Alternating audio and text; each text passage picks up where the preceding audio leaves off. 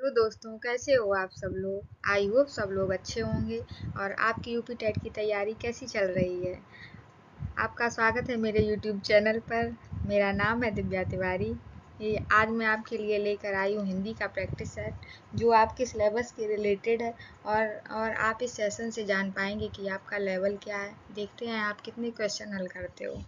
लेके आई हूँ। पहला क्वेश्चन देखिए, संधि के कितने प्रकार होते हैं। संधि के 3 प्रकार होते हैं। 3 प्रकार होते हैं। कौन कौन से होते हैं। स्वर संधि, व्यंजन संधि, विसर्ग संधि। ठीक है दोस्तों, 3 प्रकार की संधियां होती हैं। अगला क्वेश्चन, विद्याधनालय में कौन सी संधि है। देखिए और बताइए, गुण संधि, वृद्धि संधि या यण संधि।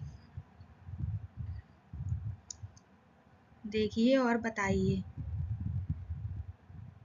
इसमें गुण संधि होगी, गुण संधि होती है। तीसरा, नेक्स्ट क्वेश्चन, लोक धन ईश्वर का सही रूप क्या है। लोकेश्वर, लोकेश्वर या लोकोश्वर या लोकेश्वर। देखिए दोस्तों क्या होता है इसमें। इसका आंसर सही हो जाएगा ए, लोकेश्वर। सही ये लिखा जाता है। नेक्स्ट क्वेश्चन, समास का सही अर्थ क्या है। समास का सही अर्थ क्या होता है। विस्तार, संक्षेप या जोड़। समास का सही अर्थ हो जाएगा संक्षेप। नेक्स्ट क्वेश्चन, राजपुत्र में कौन सा समास आएगा। बताइए दोस्तों, कर्मधारय आएगा या तत्पुरुष आएगा या बहुब्री आएगा या द्वंद्व आएगा। राजपुत्र का मतलब होता है राजा का पुत्र। राजा का पुत्र, इसका मतलब हो गया तत्पुरुष समास। तत्पुरुष समास हो जाएगा। ठीक है दोस्तों। नेक्स्ट क्वेश्चन, चतुर्भुज में कौन सा समास आएगा। द्विग, बहुब्री, तत्पुरुष या अव्ययी भाव समास आएगा। बताइए दोस्तों। चतुर्भुज में आ जाएंगी 4 भुजाएं होती हैं। चतुर्भुज के अनुसार 4 भुजाएं होती हैं, तो इसका आ जाएगा द्विग समास। नेक्स्ट क्वेश्चन, उपसर्ग का प्रयोग कहाँ होता है। उपसर्ग का प्रयोग कहाँ होता है।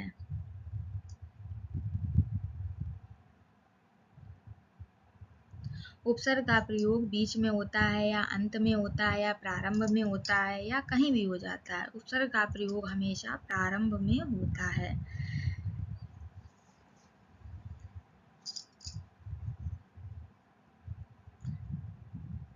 नेक्स्ट क्वेश्चन देखिए, अशिक्षित में उपसर्ग क्या है। अशिक्षित में उपसर्ग क्या है। अशिक्षित, आ धन शिक्षित। इसका मतलब है कि आ हो जाएगा। अशिक्षित, अशिक्षित में आ उपसर्ग हो जाएगा। प्रत्यय किसे कहते हैं। प्रत्यय किसे कहते हैं। प्रत्यय जो पहले लगता है या बाद में लगता है या बीच में लगता है। प्रत्यय हमेशा बाद में लगता है, ये प्रत्यय कहलाता है। खिलाड़ी में प्रत्यय क्या होगा। खिलाड़ी में प्रत्यय क्या होगा। बताइए दोस्तों, खिला या डी या ई या ड़ी। खिलाड़ी में कौन सा प्रत्यय होगा। खिलाड़ी में खेल प्लस आड़ी, खेल प्लस आड़ी बराबर खिलाड़ी, तो इसका हो जाएगा आ, डी हो जाएगा।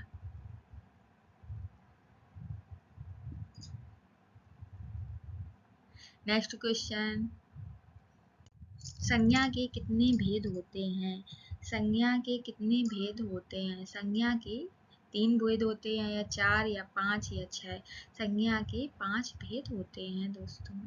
नेक्स्ट क्वेश्चन, राम किस प्रकार की संज्ञा है। राम किस प्रकार की संज्ञा है।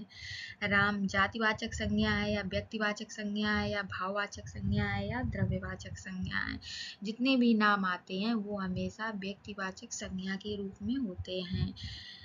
ठीक है दोस्तों। नेक्स्ट क्वेश्चन,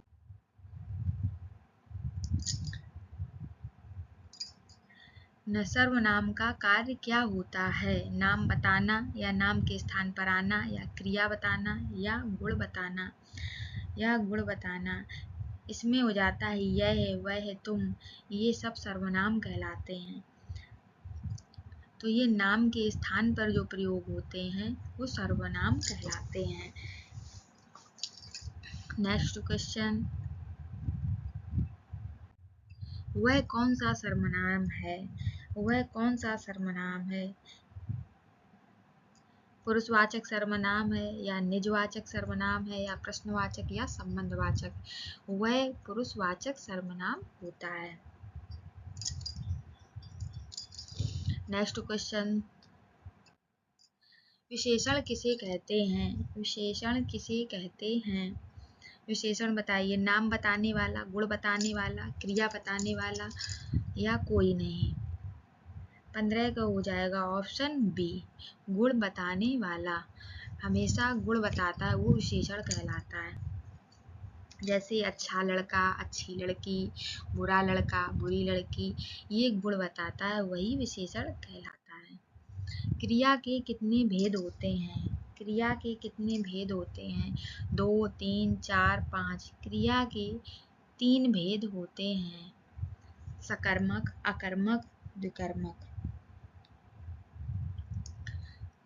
नेक्स्ट क्वेश्चन हो जाएगा, राम खाना खाता है में क्रिया क्या है?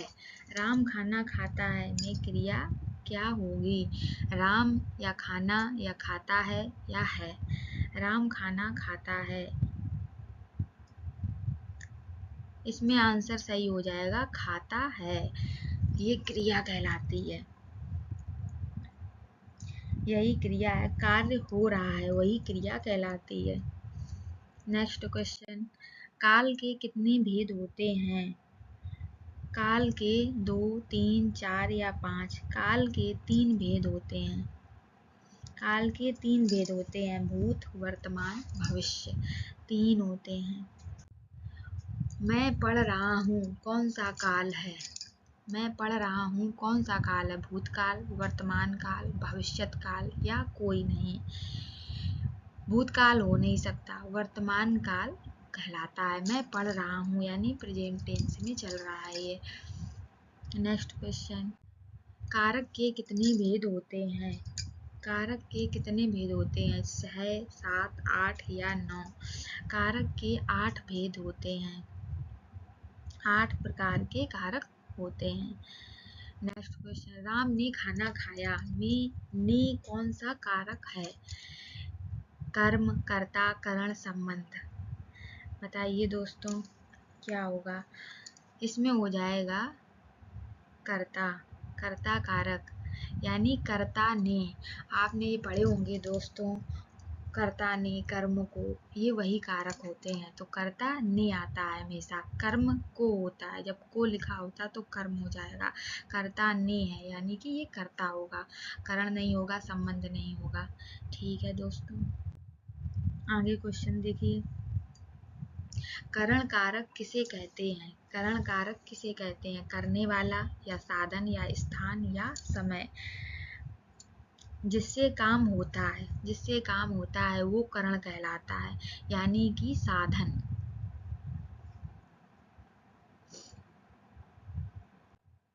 वाच्य के कितने भेद होते हैं? वाच्य के कितने भेद होते हैं? 2, 3, 4 या 5। वाच्य के हमेशा 3 भेद होते हैं, 3 भेद होते हैं, कर्ता, कर्म और भाव, 3 भेद होते हैं। ओके दोस्तों, राम पत्र लिखता है कौन सा वाक्य है? राम पत्र लिखता है कौन सा वाक्य है? कर्ता इसमें मुख्य होता है, राम पत्र लिख रहा है यानी कि राम ही मुख्य हो गया इसका, तो इसलिए कृतवाक्य हो जाएगा। ना कर्म होगा ना भाव होगा, कुछ भी नहीं होगा। नेक्स्ट क्वेश्चन, पत्र राम द्वारा लिखा गया कौन सा वाक्य है? कर्तवाक्य है, कर्म है, भाव है या कोई नहीं है। पत्र राम द्वारा लिखा गया, इसलिए ये कर्म वाक्य हो जाएगा, क्योंकि राम द्वारा ये लिखा जा रहा है, तो ये कर्म है, कर्म किया। विलोम शब्द क्या होता है? विलोम शब्द क्या होता है? विलोम शब्द समान अर्थ होते हैं, विपरीत होते हैं, मिलते जुलते होते हैं या कोई नहीं होते? विलोम शब्द विपरीत होते हैं। विलोम शब्द विपरीत होते हैं, जैसे रात का दिन, अच्छा का बुरा, लड़का का लड़की, अपोजिट होते हैं हमेशा। अंधकार का विलोम क्या होता है? अंधकार का विलोम क्या होता है? अंधकार का विलोम प्रकाश, रात, दिन या सूरज। अंधकार का हो जाएगा प्रकाश, रात का हो जाएगा दिन, दिन का हो जाएगा रात, सूरज का हो जाएगा चंद्रमा।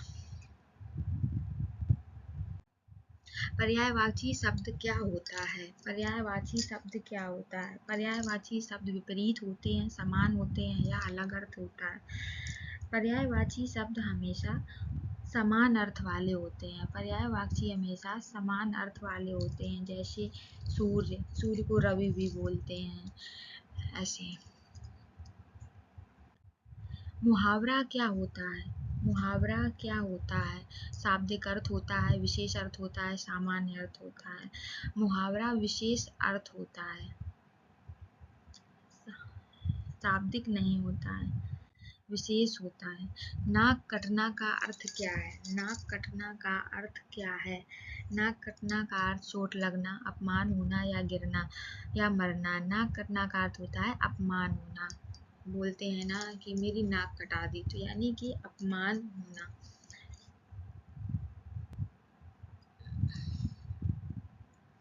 और आपको ये सेशन अच्छा लग रहा हो तो प्लीज़ लाइक करें, कमेंट करें और अपना कमेंट करके मुझे बताएं कि और हम किस टॉपिक पर लेके आएँ सेशन। और आपको अच्छा लगा हो तो लाइक ज़रूर करें और बेल आइकन ज़रूर दबाएं, सपोर्ट करें, चैनल को सब्सक्राइब कर दें, बेल आइकन दबाएं